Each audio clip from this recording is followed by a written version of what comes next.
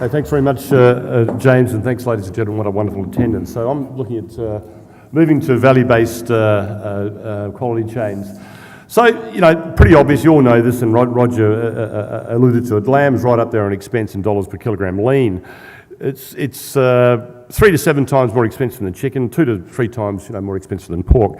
So the bottom line is, without getting all fancy about it, consumers around the world make a deliberate decision to buy lamb over and above price.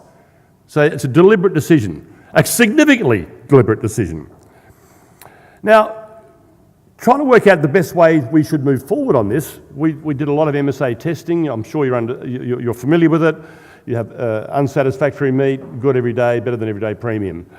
So when consumers grade meat into those categories, their willingness to pay in relative dollars per kilo across Australia, USA and China, it didn't matter what country it was, they'll pay, let's say, $1 a kilo for average meat. They'll pay $2 a kilo, or relatively speaking. So that willingness to pay reflects exactly the logic behind that deliberate decision to deliberately choose lamb. So this evolved into what's the best way to move forward with a vision. You need a vision to go forward that no one can really criticise.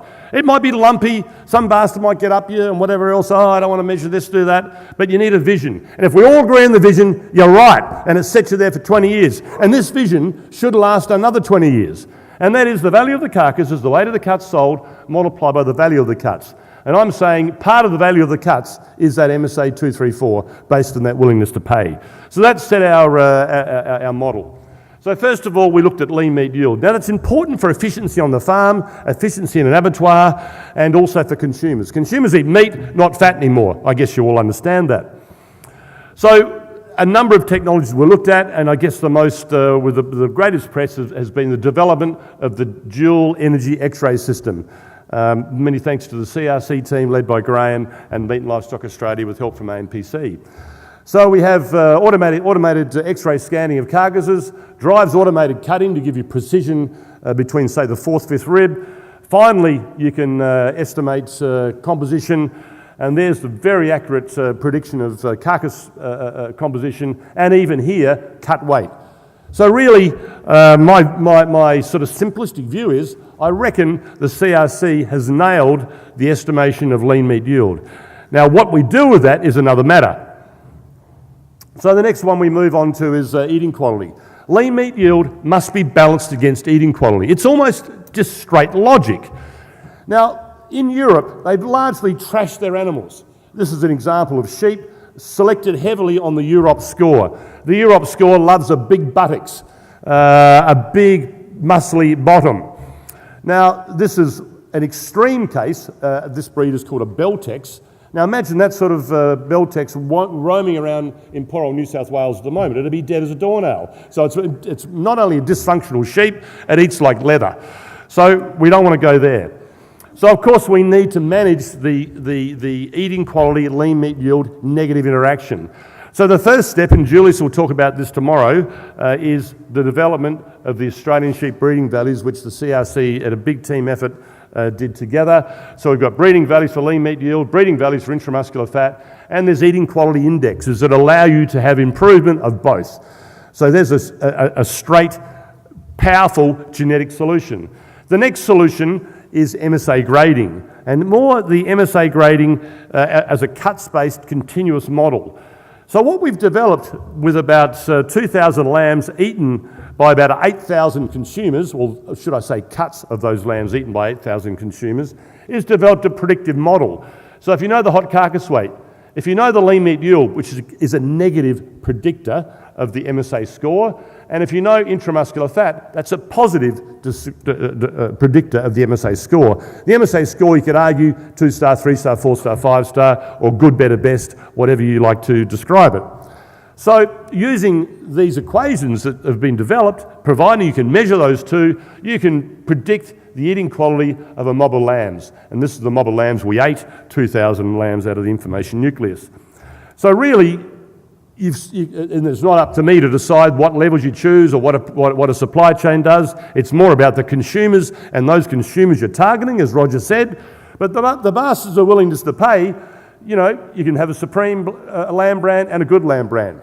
It's not as if we're going to have, you know, absolutely crap lamb, whatever, but if you want to segment and really try and screw those, or not screw, capitalise on those rich Americans or rich people in Sydney, not us poor old West Aussies, we'll be happy with the good stuff.